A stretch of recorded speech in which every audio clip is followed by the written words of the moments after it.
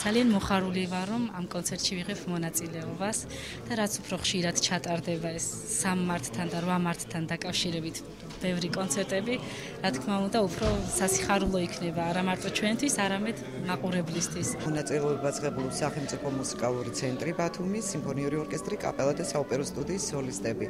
და მინდა ჩვენ მოწვეული ყავს აგრეთვე თბილისის ოპერის თეატრიდან სოლისტები, ზოგი ნახევრად წავართვით თბილისის ოპერის თეატრს და ყველაზე უფრო ბედნიერი ვარ, რომ ძალიან კარგი ახალგაზრდა მომღერლები ყავს, როგორც გოგონები და ბიჭები, ბათუმლები, მკვიდრები და ბევრი უკვე საზღვარგარეთ მოღვაწეობს, შემდეგ ჩამოდიან ჩვენთან მღერიან და პროგრამა ურთულესი და როგორც ხედავ მაყურებელი ღებულობს ბრწყინვალედ.